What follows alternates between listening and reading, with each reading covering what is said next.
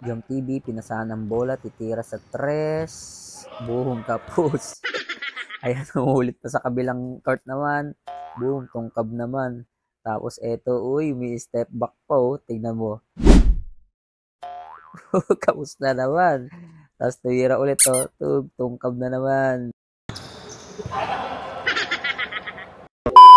What's up guys? Panibagong araw, panibagong kalokohan na naman ang gagawin natin ngayon. Yan, samahan nyo kami. Pupunta kami ngayon ng Mandaluyong. Pero kami pupunta namin Mandaluyong ha, hindi sa loob ha. Sa labas kami pupunta. Kasi pag sa loob kami pupunta, baka hindi na kami makalabas.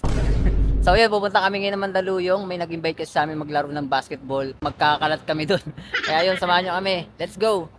Hi guys, yan, nandito na kami ngayon sa Mandaluyong. Ngayon, pakita ko sa inyo yung gym na paglalaroan namin.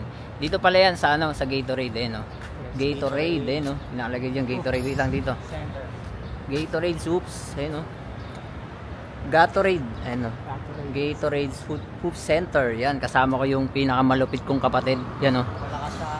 No, ito no. Yan no. Dito kami sa Gatorade. Yan. Ayan no, ayun no, Gatorade oh. Oh, diyan kami sa loob no. Oops, Gatorade Hoops, yan no. Gatorade Hoops, no. Eh, may bilihan pala kasi dito no.